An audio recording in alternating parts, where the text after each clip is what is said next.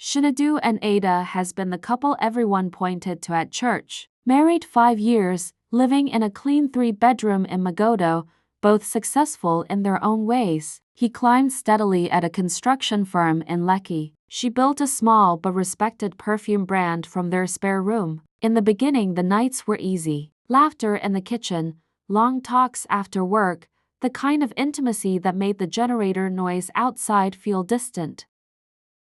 Then the business grew. Ada started sleeping later, waking earlier, answering client messages at dinner. When Shinadu reached for her in bed, she would often turn away with a soft, "I'm tired, babe." Tomorrow kept stretching. She stopped asking about his day. She stopped cooking the meals he liked. The soft woman who once waited for him at the door became a focused entrepreneur who measured love in efficiency. "We need to be practical," she would say. Romance doesn't pay school fees, Shinadu tried. He booked dinners she cancelled. He bought the perfume she never wore. One night, after another quiet rejection, he sat in the dark living room and felt something close inside him. That was the week he met Ifeoma. She was the new receptionist at the spa his company used for client gifts.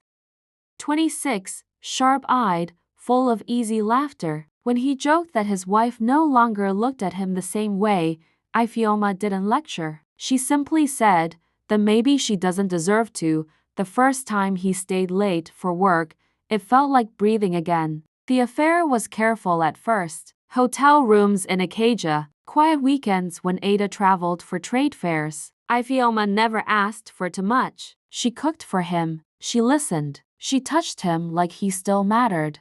At home, the distance widened. Ada noticed the late nights but chose not to dig. She told herself successful men worked hard. She told herself the coldness between them was temporary. When friends asked if everything was fine, she smiled and said, "We're building." The building cracked the afternoon. Gozi, Ada's younger sister, walked into the spa and saw Shinadu's hand resting on Ifeoma's waist. The gold necklace around the younger woman's neck was the one Ada had given her husband on their anniversary. That night, the Magodo flat became a courtroom. After question upon question, Ada finally pulled out her phone and turned the screen toward Shinadu. On it was a photograph of him with Ifeoma, his hand resting casually around the other woman as though there had never been anything to hide. Ada looked at him, then at the photograph. "So tell me, Shinadu," she said quietly, "how long were you planning to make a fool of me?" For a moment, Shinadu said nothing. The denial he had been ready to give died before it reached his lips. He looked at the photograph, then slowly raised his eyes to Adaeze. He could have lied. He could have called it a misunderstanding, an old photograph, anything that might have bought him another night, but he was tired of hiding. "I won't lie to you, Adaeze," he said quietly. "You deserve the truth, even if the truth is the thing that finally breaks us." The words landed harder than the photo. Ada's voice stayed controlled, but her hands shook. "So because I was trying to build a future for us, you went and found a replacement? You made me feel like a stranger in my own bed." That was all Shinadu said. Ifeoma, when Ada finally called her, did not beg or hide. "He came to me empty," she said. "I only filled what you left open." The three of them sat in the same living room 2 days later. Adaeze calm and cold, Ifeoma unapologetic. Shinadu caught between the woman he married and the woman who still looked at him like he was enough. No one left that night a winner. The real breaking point arrived 6 weeks later. Ifeoma sent the scan at midnight. A small, clear image of a heartbeat. Shinadu told Ada the truth before the sun rose. He expected rage. What he got was silence that stretched across the entire flat. Ada listened to every detail. The months of secrecy. The hotel keys. The soft way Ifeoma said his name. When he finished, Ada did not answer immediately. For several seconds, she remained exactly where she was, sitting across from him, her hands resting quietly in her lap. Shinadu waited for the explosion he had been expecting since the moment he began speaking. He expected tears. He expected shouting. He expected her to throw the photograph at him, call him every name she could think of, or demand that he leave the house. Instead, Ada slowly stood, She walked past him without saying a word and crossed the living room toward the floor-to-ceiling window. Outside, Magodo was beginning to wake. The first cars moved cautiously along the road. Headlights disappeared one after another as the morning grew brighter. Workers hurried toward waiting buses. A few shops were beginning to open. Somewhere in the distance, a generator came alive, filling the quiet morning with its familiar hum. Ada stood there for a long time, watching the city move as though nothing had happened. Shinadu remained behind her. Afraid to speak, he had spent years believing that anger was the worst thing a person could receive from someone they loved. Now he understood that silence could be far more frightening. Ada finally spoke, her voice quiet. "I can forgive the cheating." Shinadu looked up. She turned slightly, but she did not look at him. She paused, but understanding it doesn't make it disappear. Her eyes remained fixed on the morning traffic. "I can forgive what you did to me, Shinadu. What I cannot forgive is what you have created." He swallowed hard. A second life. Now she turned to face him. "A woman who carries your child. A home that exists somewhere outside this one. A future that belongs partly to you and her." Her voice trembled for the first time, but she refused to let the tears come. "I cannot share you." Shinadu lowered his eyes. "Not your body. Not your name. Not the future we were supposed to have." She took a slow breath. "I will not raise a child while another woman carries yours. I will not sit beside you at family gatherings and pretend everything is normal. I will not smile at church on Sunday knowing that somewhere else, another woman is building a home around the man I married." She looked at him fully now.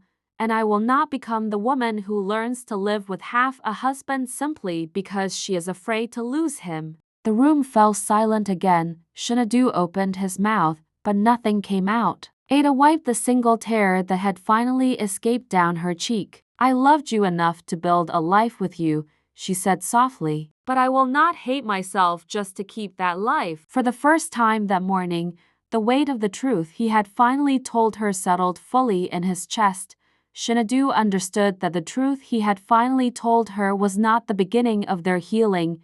It might be the beginning of their ending, but endings, in Lagos, rarely arrive all at once. Ifeoma's pregnancy did not fade into the background the way Shinadu had hoped it would. Instead, it grew into a presence that slowly took up more space in his life than he ever admitted out loud. First, it was hospital visits, then late-night calls, then decisions that no longer required Ada's opinion. At first, Ada tried to hold on to what was left of their marriage. She told herself it was temporary, that things would balance out again, but balance never returned. Ifeoma did not just carry a child, she carried Shinadu's attention with her everywhere she went. When the baby was born, everything shifted. A boy, Shinadu's first son, the Magodo flat, once filled with arguments and reconciliation, became a place of quiet absence. Shinadu was no longer fully present even when he was home. His mind was always elsewhere, feeding schedules, hospital checkups, Ifeoma's recovery, the fragile new life that now tied him permanently to another woman. Ada felt it before she heard it spoken aloud. She was no longer the center of his world. She tried to fight it in small ways. She cooked his favorite meals. She waited up for him. She reminded him of who they used to be. But every attempt landed in a space he no longer fully occupied. Ifeoma, quietly and deliberately, never asked him to choose. She never needed to. The child did it for her. And slowly, without confrontation, she became the axis around which Shinadu's life rotated. Ada began to feel like a guest in her own marriage.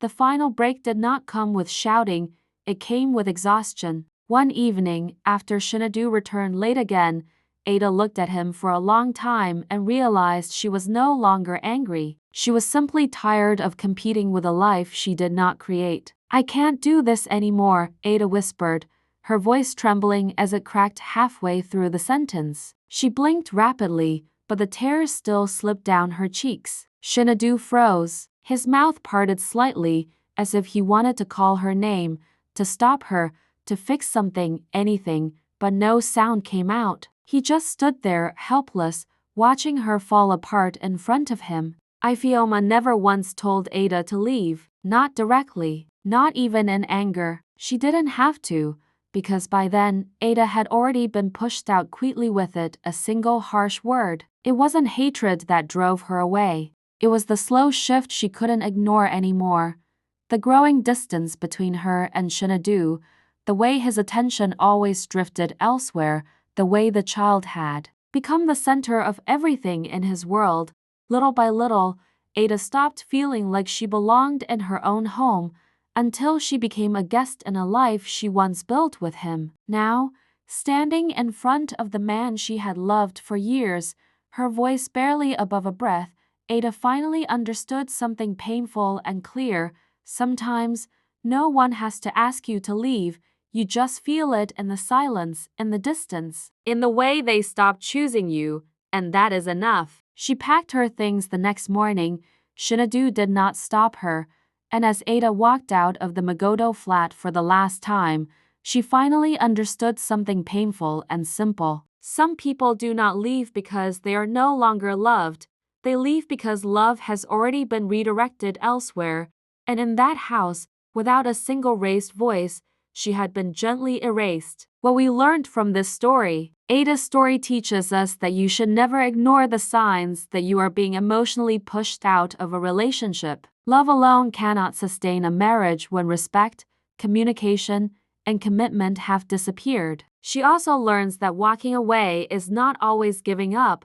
It can be choosing your dignity and peace when someone has stopped choosing you. Shinadu's story teaches us that choices have consequences. His emotional distance, secrecy, and decision to invest himself elsewhere slowly destroyed the marriage he once had. He also learns that telling the truth late does not erase the damage caused by the choices that came before it. Sometimes, by the time you realize what you have lost, the person you hurt has already found the strength to walk away. But Ada's story may not end at that door, because sometimes leaving a broken marriage is not the end of a woman's story.